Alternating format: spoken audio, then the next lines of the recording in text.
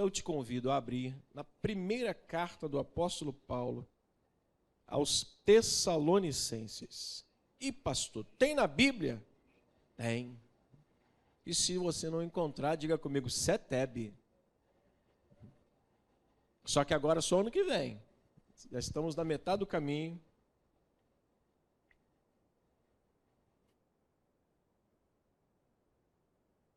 Capítulo 3. Se tem um convite que eu gostaria de fazer, que vocês pudessem acatar o convite. Convite não, mas um conselho. Leia as 2 cartas de Paulo aos Tessalonicenses.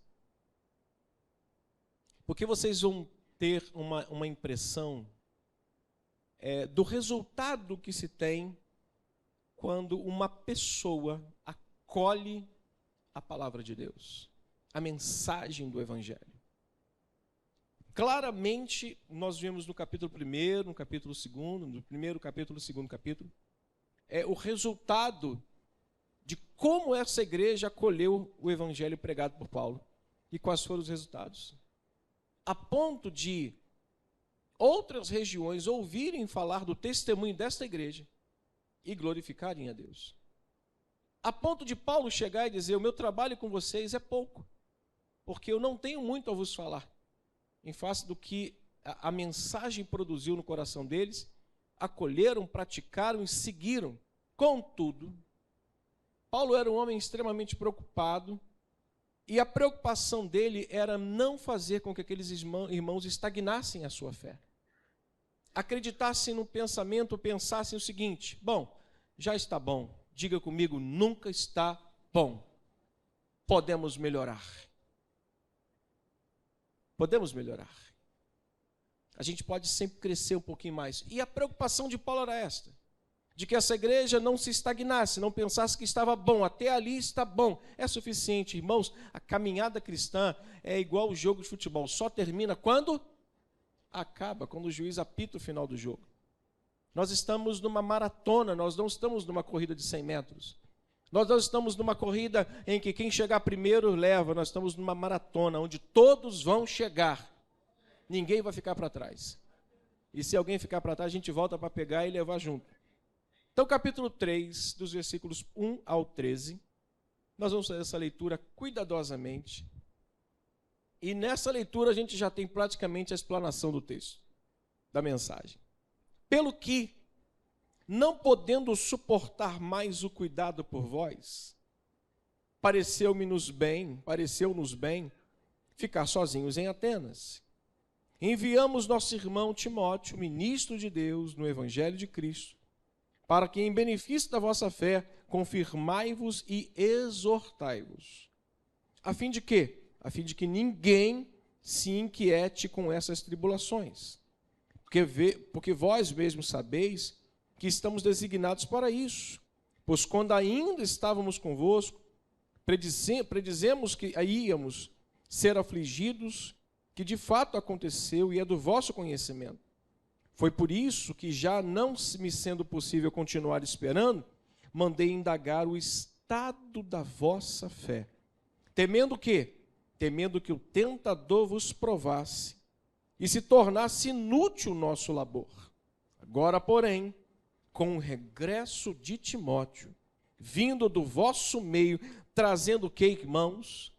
Boas notícias da vossa fé e do vosso amor, e ainda de que sempre guardais grata lembrança de nós, desejando muito ver-nos, e aliás também nós a vós outros, sim, irmãos, por isso fomos consolados acerca de vós, pela vossa fé, apesar, leia comigo, de todas as nossas privações e tribulações, porque agora vivemos, se é que estáis firmados no Senhor.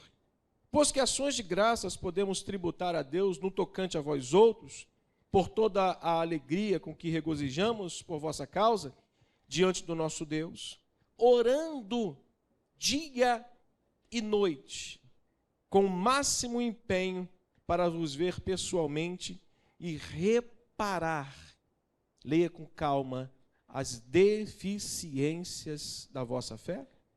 Ora, o nosso mesmo Deus e Pai de nosso Senhor Jesus, dirigindo-nos a caminho até vós, e o Senhor vos faça, leia comigo, crescer e aumentar no amor uns para com os outros e para com todos, como também nós para convosco, a fim de que seja o vosso amor confirmado em santidade, isento de culpa na presença do nosso Deus e Pai, na vinda de nosso Senhor Jesus, com todos os seus santos. Até aqui. Pai, prepara os nossos corações para ouvirmos essa breve reflexão, que certamente vai nos preparar para cearmos com consciência e com temor e tremor no nosso coração, em o nome de Jesus. Amém. O capítulo 3, por isso que é importante a gente pegar as cartas do início e lermos pausadamente e estudarmos pausadamente os capítulos, mas o que me chama a atenção aqui hoje é o que eu quero destacar com os irmãos. O capítulo 3 é o ponto da carta onde é possível vermos Paulo extremamente feliz. Paulo está aqui destacando detalhes do comportamento espiritual dessa igreja, e nós vamos ver Paulo extremamente feliz com os resultados do evangelho na vida daquela igreja. Como devia ser satisfatório para Paulo receber Timóteo de volta e dizer: ei, Timóteo, fala comigo, como é que está a igreja? E Timóteo senta com ele e faz todo um relato do comportamento espiritual daqueles irmãos, a qual Paulo tinha pregado para eles o evangelho, e eles tinham acatado essa mensagem. Paulo chega a dizer que está consolado e confortado pelo que ouviu acerca deles. Olha o versículo 7. Lá no final, no início do versículo 7 diz assim: sim, irmãos, por isso fomos consolados. Ou seja, Paulo está dizendo, tudo que Timóteo me trouxe me consolou, me confortou, me deu alegria. Irmãos, como é bom ouvirmos que uma pessoa está firme em Cristo. Como é bom saber que nós ouvimos falar de uma igreja que começou, está passando por luta, por tribulação, por irmãos que estão enfrentando luta, mas apesar das lutas estão firmes. Como é bom, como é satisfatório ouvir que o irmão está enfrentando como um bom soldado de Cristo as lutas que o evangelho às vezes nos faz lutar. O diagnóstico de Paulo, irmãos, acerca da igreja era que eles estavam muito bem. Paulo está confirmando isso. Bom, Timóteo me disse, então o diagnóstico que eu trago é que eles estão muito bem. Não aprenderam somente a andar, não aprenderam somente a ouvir aquilo que Paulo estava dizendo, eles puseram em prática. Eles colocaram as orientações do apóstolo Paulo em prática e permaneceram de pé. E isso trouxe paz ao coração de Paulo, isso trouxe alegria ao coração de Paulo, isso trouxe conforto ao coração de Paulo. Porém, deixa eu abrir um parêntese aqui e fazer uma pequena observação para o nosso cuidado diário com a nossa vida. O que Paulo diagnostica nesses irmãos e que traz com alegria e o diagnóstico que vocês estão bem, deve nos fazer avaliar com um pensamento. Primeiro pensamento: na caminhada cristã não pode haver lugar para pensarmos que estamos fortes ou que já alcançamos tudo. Nossa, aquela igreja está bem, aquele irmão está firme, aquela pessoa está bem, mas não há lugar, irmãos, no seu coração. Não pode haver lugar em nosso coração para acharmos que já estamos prontos. Nós somos uma obra incompleta. Nós somos um quadro que ainda não foi pintado e assinado totalmente. Cristo já nos comprou na cruz do Calvário, só que nós estamos sendo salvos. Nós estamos caminhando para o céu. E no caminhar para o céu nós temos tentações, tanto que Paulo vai dizer, eu estou preocupado porque o tentador, aquele que tenta e peleja contra vocês, podiam talvez aí minar a fé de vocês. Paulo é um homem preocupado. E no domingo, deixa eu abrir um parênteses aqui, um ponto, eu toquei num assunto que tarefa mais difícil de um pastor ou da tarefa pastoral, que talvez seja uma constante no mundo que a gente está vivendo hoje, é o mau serviço executado por parte de alguns pastores e a compreensão equivocada de algumas pessoas acerca do ministério pastoral. Alguns pastores olham para a igreja e ele acha que ele deve ser o agente motivacional das pessoas. Viu a igreja meio abatida? Eu tenho que motivar esse pessoal. Então eu vou começar a pular aqui, eles vão pular comigo. Nosso trabalho não é fazer você pule. Nosso trabalho é pregar o evangelho. E às vezes a pregação do evangelho rasga tanto o nosso coração que ao invés de sairmos pulando, nós vamos sair de cabeça baixa pensando. E mal compreendida por parte de algumas pessoas, mal executada porque alguns pastores, ao invés de pregar, ensinar e explicar, mas dá trabalho demais isso, eles preferem motivar as pessoas, fazer as pessoas saírem do culto arrepiadas, fazer as pessoas saírem do culto, uau, que culto é esse maravilhoso? Qual foi o texto que você leu? Espera aí, qual foi mesmo o texto que o pastor pregou? Eu não me lembro. Irmãos, um culto em que você sai da igreja e não lembra nem o texto que o pastor pregou, esse culto não foi bíblico, essa pregação não foi bíblica. E por que é mal compreendida por algumas pessoas? Porque as pessoas, elas não querem pensar, elas não querem mais gastarem um tempo pensando, elas querem soluções, elas não querem mais que você dê a ela alguma coisa para elas pensarem. Não tem um negócio mais rápido para resolver o nosso problema? Vai no McDonald's, é só você clicar lá, passar o seu cartão e daqui a pouquinho a tua senha, clica lá. Cara, quando você aperta o botão, parece que o negócio já sai assim, empacotado. É ou não é? Já foi com meu filho. Ele queria um negócio, eu apertei lá, daqui a pouco a senha, eu falei, é porque estava vazio realmente? Mas é muito rápido, essa é a geração que nós vivemos hoje. É a geração tudo rápido. Mas Paulo está preocupado com essa igreja. Vocês estão bem, vocês estão seguindo, vocês estão com a fé, porém, vocês não alcançaram tudo. Diga comigo, eu ainda não alcancei tudo. Filipenses capítulo 3, verso 12, olha que Paulo, o apóstolo do Senhor, disse, Filipenses 3:12.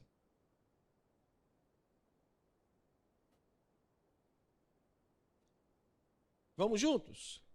Não que eu já tenha recebido ou tenha obtido a perfeição, mas bem forte, diga, mas prossigo para conquistar aquilo para o que também fui conquistado por Cristo Jesus. O que Paulo traz de diagnóstico para essa igreja deve ser para a gente um grande alerta. Estamos bem, mas podemos melhorar. Não alcançamos tudo ainda, irmãos.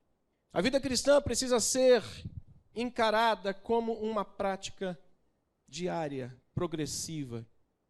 Todos os dias eu preciso fazer a mesma coisa que eu fiz ontem. Eu preciso orar. Todos os dias eu preciso me dobrar diante de Deus. Todos os dias eu preciso lembrar de que eu preciso me alimentar. Você não lembrou hoje que vocês iam tomar um café da manhã? Você não lembrou de almoçar? Você não lembrou de tomar aquele cafezinho da tarde? Se não lembrou, o sono lembrou você. Aí você foi lá e tomou aquele café da tarde para você não esmorecer. Daqui a pouquinho, o seu estômago vai lembrar que você precisa, né, Pablo? Você precisa lanchar. Né, Ronaldo? Seu estômago daqui a pouco vai lembrar você que está batendo aquela fominha. Então nós precisamos lembrar que nós precisamos, novamente amanhã, orar. Nós vamos precisar novamente estudar a palavra de Deus e nós vamos precisar novamente nos santificar. É o trabalho que a gente tem. Então Paulo entende que a caminhada cristã é uma prática progressiva. A vida cristã é uma reunião de todas as virtudes doadas por Cristo a nós pela graça de Deus. Ou seja, eu recebo, e quanto mais eu recebo, mais virtude de Deus eu tenho para que eu possa colocar em prática uma após a outra e chegar até o meu destino final, que é o céu. Paulo era sabedor, irmãos, de que a vida cristã é uma caminhada em evolução diária. A estagnação é o maior perigo na vida de um cristão. A estagnação é o maior perigo na vida de alguém que está na caminhada cristã, precisamos sempre estar dispostos a dar o próximo passo na caminhada cristã. Todos os dias. Tem dia do desânimo, mas levante a sua cabeça e diga, eu tenho que continuar caminhando. Paulo sabia que por mais firme que eles estivessem, tinham deficiências na fé, e isso a gente deixou claro aqui, o texto deixou claro para nós. Paulo sabia que eles tinham deficiências, por isso ele ora, ele exorta, ele envia uma carta para que esses irmãos não permitissem que a deficiência que eles tinham na fé fizessem com que a vida deles se estagnasse. Como não podia estar com eles, Paulo estava distante. Pessoalmente, Paulo crê que a sua oração e a sua exortação fariam toda a diferença. Talvez você não possa estar perto de alguém que você tanto ama, mas você tem 2 joelhos que podem se colocar de joelhos e dizer, Senhor, eu não posso aonde ele está, mas tu pode tocar naquela pessoa. E o poder da oração, e a gente vai ver isso aqui nesse texto, em poucos versículos. Volte ao capítulo 3, da primeira carta de Paulo. Então, a fim de suprir essas necessidades, ele faz 3 pedidos a Deus. O primeiro pedido que ele faz qual é? Lá no versículo 10, parte B. Orando noite e dia, com o máximo de empenho, para vos ver o quê? Pessoalmente, e reparar as deficiências da vossa fé. Paulo está orando para que eles amadurecessem na fé. Paulo está clamando a Deus dia e noite, para que aquela fé, uma vez colocada no coração deles pela palavra de Deus, se enraizasse. Irmãos, arrancar um arbusto, o bispo Rubens sabe, pastor Arlindo também, arrancar aqueles arbustos pequenos, aquilo ali você arranca com a mão. Agora, quando você pega uma árvore, que ela está enraizada, vai dar mais trabalho. Então, quanto mais profundas as nossas raízes com Cristo, quanto mais profundos, quanto mais amadurecidos tivermos, mais difícil vai ser de cairmos. O homem que cai é aquele homem que tem raízes rasas, que a mensagem não chegou no seu coração, não transformou a sua vida, que ainda está superficialmente vivendo a vida cristã. Diga comigo, não é suficiente dizer que temos fé. E você está dormindo, então eu vou te acordar. Não é suficiente dizer que temos fé. Nossa fé precisa ser equipada. Já viu aqueles carros antigos? Os carros novos vêm com tudo já, né? Vem até com uma... Eu tinha um carro que tinha uma mulher falando lá, que treco doido é esse? Mas os carros antigos não. Os carros antigos você podia colocar uma rodinha de liga leve, você podia colocar um neonzinho, né? Aquelas coisas bem brega mesmo. Você podia colocar... Eu tinha um carro que tinha um rádio que trocava de cor, azul, verde e um vermelho. Aí Denise, quando eu chegava na casa dela, falou assim, já veio o carro do Maringá. Maringá é um mercado que tem ali. Eu vinha com um som altíssimo, a tampa a placa do carro, assim, sabe como é que é, né? Você já foi pecador como eu. E aí eu vinha de vez em quando. Tinha semana que eu vinha com rádio com a frente vermelha. Aí o carro todo vermelho por dentro. Aí na outra semana eu vinha com som altão, com rádio com a tela verde. Aí a minha sogra olhava assim, ai meu Deus, já vi um carro do Maringá, fazendo propaganda. Aí a gente tem aqueles carros todos equipados. Irmãos, nós precisamos equipar a nossa fé com a palavra de Deus. Paulo está dizendo para esses irmãos, não é suficiente que vocês tenham fé, equipem, armem-se, preparem-se. No domingo eu, conversando com os irmãos do texto, quando Jesus reúne os discípulos no capítulo 16 de João, o que aquilo traz para a gente como ensinamento? Que a igreja, hoje, está na rota ou no radar do sistema maligno deste mundo. Aí, pastor, então se eu mudar de país, eu mudo de problema? O sistema maligno é mundial. Aonde um crente estiver, o sistema maligno neste mundo vai querer destruí-lo. Nós precisamos nos armar, irmãos. Amém ou não amém? Nós precisamos nos armar, nós precisamos nos equipar. E Paulo dá a lista de o que é que nós devemos nos armar lá em Efésios 6. Da armadura de Deus, porque os dias são maus. Abraão precisou se equipar. Quando ele sai da terra dele, ele precisou de fé. Mas quando ele enfrenta a fome, ele precisou equipar sua fé. Quando ele sai, ele precisou de uma fé e uma confiança total em Deus. Mas a primeira fome que ele encontra na terra foi a prova de que ele não podia esmorecer. A cada passo que Abraão dava, irmãos, Deus permitiu que ele passasse por experiências que o fez confiar no Senhor e crescer mais ainda na sua fé. Então entenda isso, qualquer situação que enfrentamos na caminhada é uma oportunidade que temos para equipar a nossa fé para algo ainda muito mais especial. Abraão precisou de fé para sair, mas precisou de se equipar mais ainda para enfrentar a fome e tudo mais que iria enfrentar no caminho. Mas Paulo ora por uma segunda coisa importante para esses irmãos não declinarem na sua fé, que está no versículo 11 e 12. Ele ora para um crescimento de algo fundamental que às vezes é tão chato ouvir: amor fraternal. Diga comigo, amor fraternal. Ah, pastor, quando o pastor começa a pregar sobre amor fraternal, dá sono. Eu já amo meu irmão. Eu já ando com ele, eu sei que ele é crente igual a mim. Amor fraternal. Paulo está clamando, mas tinha um motivo para isso. E esse motivo é atual. É também para os dias de hoje, eu vou dar razão. Versos 11 e 12.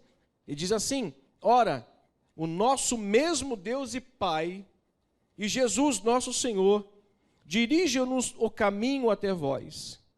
Verso 12. E o Senhor vos faça crescer e aumentar no amor uns para com os outros e para com todos, como também nós para convosco.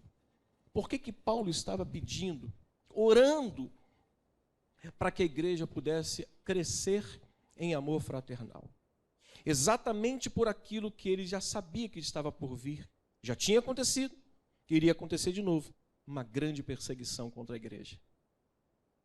Nessa grande perseguição, quando nós nos dispersamos, nós nos enfraquecemos.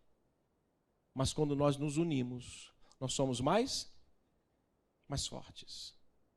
Nós somos estamos melhor equipados. Eu não sei se é a Suécia ou se é a Suíça, um dos menores países do mundo, correto? Não sei qual dos dois. Todo cidadão tem uma arma. Eu estava lendo, achei fantástico.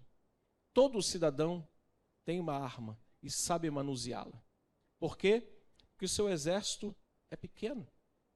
Na iminência de qualquer ataque externo, o cidadão é o soldado, é o defensor da sua pátria, é aquele que vai proteger o seu patrimônio, aquele que vai proteger. Irmãos, nós somos soldados do exército de Cristo e nós precisamos estar cuidando uns dos outros, e Paulo está pedindo e orando incessantemente para que eles possam crescer no amor fraternal. Uma fé madura, irmãos, redunda no amor crescente. Uma fé madura olha para o Renan e olha para a Amanda e diz: mas são meus irmãos. Eu cresço em amor, eu cresço em comunhão com os irmãos. Havia a possibilidade de uma grande perseguição contra eles, como já houve. E geralmente em tempos de luta, irmãos, nos tornamos pessoas egoístas. Esse é o tema mais importante para a igreja nos tempos de hoje. Nos tempos de tribulação, porque foi no tempo de tribulação que Pedro foi preso e Tiago foi morto, que a igreja estava em oração. É esse o ponto, irmãos, mais importante. E eu queria deixar rápidos conselhos para os irmãos acerca de tudo isso, para a gente servir a Santa Comunhão. Porém, antes, Paulo faz um terceiro pedido em oração. Não só que eles crescessem em amor fraternal, não só que eles amadurecessem, mas que eles pudessem viver uma vida de santidade. Versículo 13, para a gente finalizar. A fim de quê? A fim de que seja o vosso coração confirmado em santidade. A certeza, irmãos, da volta de Jesus precisava motivá-los a viver em santidade. E há quem diga, pastor, essa história de Jesus voltar é mais antiga que o Senhor. É verdade. É mais antiga do que muitas pessoas que estão aqui nessa noite. Mas pode ser que ele volte ainda esta noite. E porque a gente não sabe, nós precisamos vigiar. Foi o que aconteceu com as 10 virgens. 5 prudentes e 5 nécias. 5 delas estavam colocando sempre azeite na lamparina. E 5 delas foram tirar uma pestana. E foi quando o noivo, alguém gritou, eis o noivo. Aí elas disseram, dá-nos um pouco do vosso azeite. Ela, não podemos, para que não falte a nós e a vós outras. Meus irmãos, a certeza da volta de Jesus em glória precisa motivar o cristão a viver em santidade, sem a qual ninguém verá a Deus. Ninguém. Para o apóstolo Paulo, esse era um tema tão importante que ele empenha uma oração dia e noite pela vida dos cristãos. Meu conselho aos irmãos, busquem enraizar a sua vida, busquem cavar mais fundo, adubar a sua vida, se equipar, busque comunhão uns com os outros e busque uma vida de santidade. Porque Jesus, como já dizia o nosso amigo João, Jesus Cristo, ele vai voltar. Ele voltará. Que Deus nos abençoe e que nos amadureça, nos santifique e nos fortaleça como um grande corpo de Cristo, em o nome de Jesus.